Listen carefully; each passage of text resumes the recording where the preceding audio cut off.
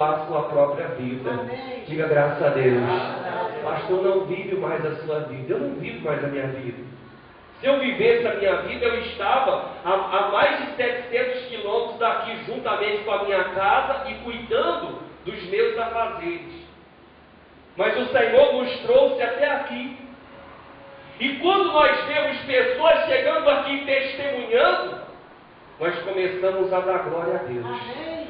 Porque o maior salário de um pregador, as maiores conquistas de um profeta, é quando ele vê que o povo ao qual está caminhando juntamente com ele, estão sendo abençoados para a glória de Deus. Amém, povo de Deus? Eu tenho motivos de sobra para sorrir aqui nesse lugar. Pastor, então quer dizer que as coisas andam tudo a mil maravilha? Não, não andam. As lutas são grandes. As perseguições são terríveis. São pessoas vindo, outras pessoas indo embora. Mas só que o meu altar não pode deixar se abalar com isso e com mais nada. O meu altar deve estar sempre o quê? Disposto a adorar, a exaltar e a obedecer o nome santo do Senhor Jesus, assim como cada um de vocês. Amém, povo de Deus? Porque se o meu altar ele estiver quebrado, se o meu altar ele estiver impuro, se eu estiver fazendo coisas que não agradam a Deus em cima do altar, então o que acontece? O Espírito Santo, ele se afasta da minha vida. O Espírito Santo, ele se afasta da nossa vida. Por quê? Porque o Espírito Santo é santo. Entenda isso. Entenda isso na tua vida de uma vez por todas. Ah, pastor, mas olha, é porque eu saí daquela igreja, porque não pode isso, não pode aquilo, não pode aquilo outro. O que pode aqui, pastor? Pode. A palavra de Deus diz que tudo me é lícito, mas nem tudo me convém. Em outras palavras, tudo você pode, mas nem tudo vai fazer bem para a sua vida. Nem tudo vai fazer com que você venha vencer na sua vida. Pode analisar a sua vida, as coisas erradas, as atitudes erradas que você já tomou, que nós já tomamos. O que nós alcançamos com atitudes erradas? Alcançamos tristeza, alcançamos miséria, alcançamos abandono, alcançamos altas tribulações das nossas vidas. Há caminho que para o homem parece bom, mas no final são caminhos de morte. Isso é a palavra de Deus. Então é importante que eu venha estar a cada dia mais o que? Edificando o meu altar, fazendo o que é bom. Se eu sou casado, eu devo cuidar bem da minha esposa, a minha esposa deve cuidar bem de mim, e assim por diante nós devemos cuidar bem dos nossos filhos. Se eu não sou, eu tenho que zelar do meu caráter, da minha conduta para com Deus. Espera aí, eu trabalho numa empresa, como eu devo ser dentro da minha empresa? Como deve ser o meu altar dentro dessa empresa? A nossa conduta deve ser de homens e mulheres de Deus. Nós devemos ser luz, devemos iluminar, devemos ser o sal da terra para dar sabor por onde quer que nós estejamos. A luz do Senhor, ela deve acompanhar as nossas vidas. Diga graças a Deus. Amém, povo de Deus? Amém. Tudo isso é importante de você manter o seu altar e que edificado no Senhor. O altar é o lugar que você vai se prostrar. O altar é o lugar que você vai reconhecer. Olha, verdadeiramente, eu necessito de Deus. Amém. E o altar é o lugar de renúncia. O altar é o lugar de você renunciar. Renunciar o quê? Em primeiro lugar, o pecado. O altar é o lugar de você renunciar o velho homem. O altar é o lugar de você renunciar o egoísmo. O altar é o lugar de você renunciar às velhas, antigas práticas religiosas. O Senhor não está atrás de religiosos, mas o Senhor está atrás de servos. Amém? Amém, povo de Deus? O Senhor está atrás de adoradores. Adoradores que o adoram em espírito e em verdade. Diga graças a Deus. Quem são esses adoradores que adoram a Ele em espírito e em verdade? São aqueles que, se estiver fazendo calor, eles estão dando glória a Deus absurrados. Se estiver fazendo frio, eles estão dando glória a Deus ali, cheio de blusa, cheio de coberta, e continuam dando glória a Deus.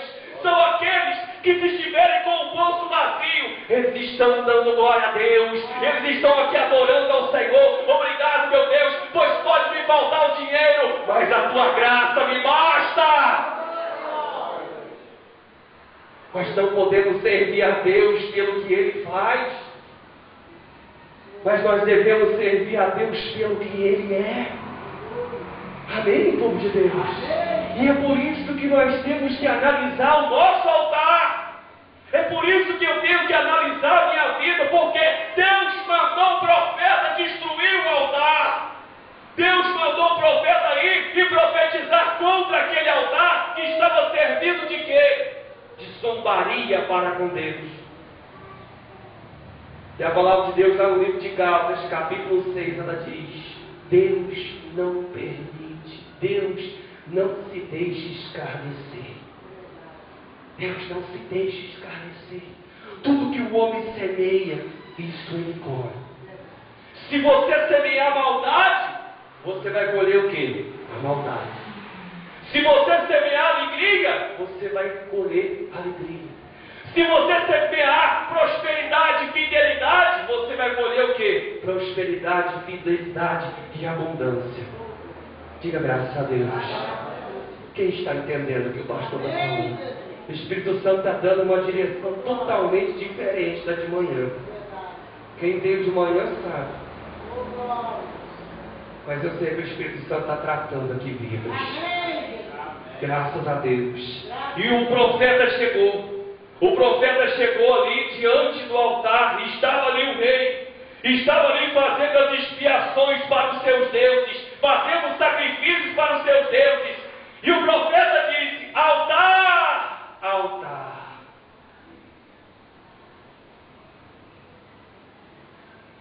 Quando nós chegamos para alguém, às vezes para os nossos filhos, e os nossos filhos estão fazendo o que é errado, nós dizemos os nomes deles, assim, eu vou usar o nome da minha filha, Sabrina, Sabrina. Aí a pessoa até o quê? Até arrepia. É verdade, não é? É desse jeito. Se alguém fala o nosso nome 2 vezes, meu Deus, todo mundo fica com o cabelo igual do pastor, arrepiado, né? Fica, ai, lá vem chumbo grosso, né? E olha só, aí, mais uma vez aí, vamos ler na palavra de Deus.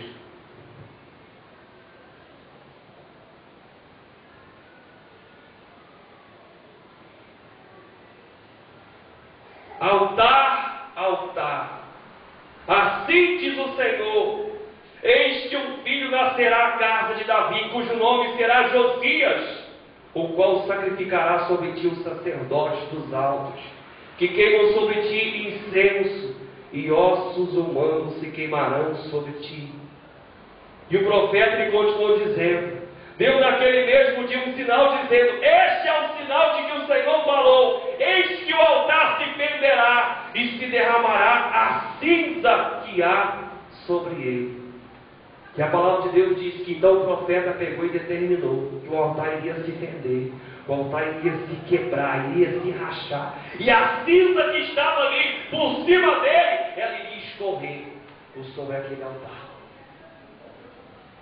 Aí você imagina só, um profeta chegando diante do rei, a autoridade máxima ali daquele lugar, ali de Betel, e o profeta ali profetizando. Sabe o que foi que o rei fez?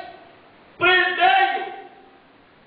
O rei apontou o dedo, e quando o rei apontou o dedo, o rei ficou desse jeito, não conseguia mais voltar o braço, não conseguia mais voltar a mão, do jeito que ele estendeu, assim o ficou. Sabe o que é isso? O pecado, ele paralisa as pessoas. Diga amém. O pecado paralisa. A palavra de Deus diz que o salário do pecado é o quê? É a morte. Então nós temos que estar o quê? Atentos. Atentos para o que nós temos feito. se nós temos prejudicado algo que não é nosso, se nós temos ali blasfemado contra Deus, nós devemos estar atentos às coisas de Deus. E aquele homem ficou ali com a sua mão estendida, ficou ali. E quando o rei viu que a mão dele estava estendida, porque ele tinha ali falado contra o profeta, o rei tinha visto ali que ele tinha feito errado, que verdadeiramente estava acontecendo, que era errado ali diante do altar do Senhor. O rei começou a dizer: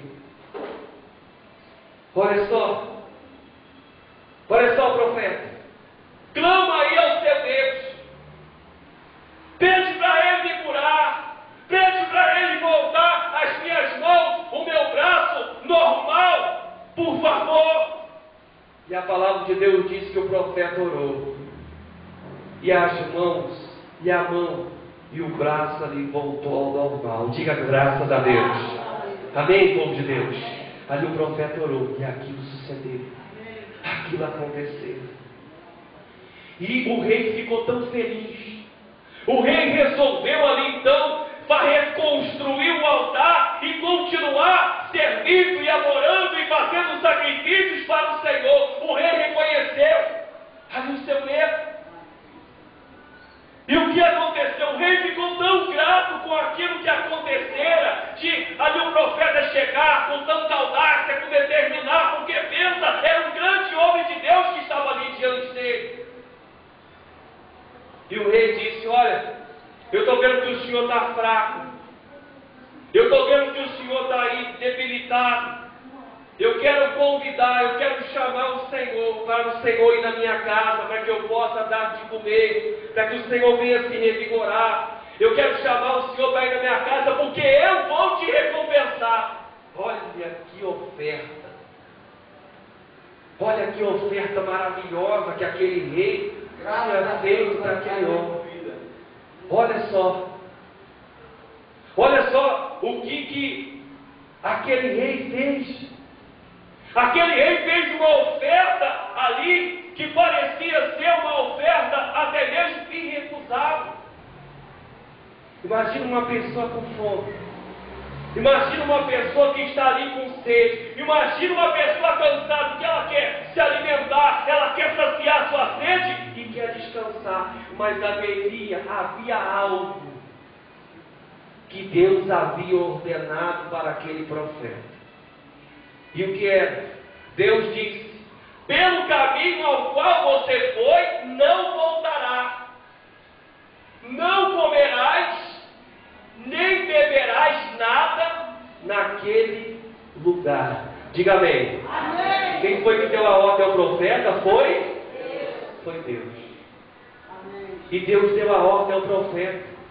E o profeta, ele disse aqui, olha só o que o profeta disse aí ao rei, aqui no versículo 9. Porque assim me ordenou o Senhor pela sua palavra, dizendo: não comerás pão, nem beberás água, e não voltareis pelo caminho por onde foste. E se foi por outro caminho, e não voltou pelo caminho por onde viera a Betel. Diga amém. Amém. Até então, estava tudo correndo conforme o Senhor havia falado. Até então aquele profeta era um grande homem de Deus. Mas eu faço uma pergunta para você. Qual era o nome desse profeta? Alguém sabe dizer o nome desse profeta? Alguém sabe, povo de Deus, o nome do profeta que está aqui no livro de 1 Reis, capítulo 13? Não tem nome. Sabe por que não tem nome? Você vai ficar sabendo agora. Versículo 11. Morava em Betel um profeta velho. Vieram seus filhos e lhe contaram tudo o que o homem de Deus fizera aquele dia em Betel. As palavras que disseram ao rei, contaram-nas a seu pai. Quem foi que conversou com o profeta velho? Foram os seus filhos. Quem foi que começou o profeta velho? Os seus filhos. Diga amém. Amém. Diga amém. Amém. Amém, meu Deus. Aleluia. Versículo 12. Perguntou-lhes o pai: por que caminho se foi? Mostraram-se seus filhos o caminho por onde fora o homem de Deus, que viera de Judá. Então disse a seus filhos: albardai-lhe um jumento. Albardaram-lhe o jumento, e ele montou. E foi após o homem de Deus, e achando-o sentado debaixo de um carvalho, lhe disse: és tu o homem de Deus que vieste de Judá? Ele respondeu: eu nele. Então lhe disse: vem comigo à casa e come pão.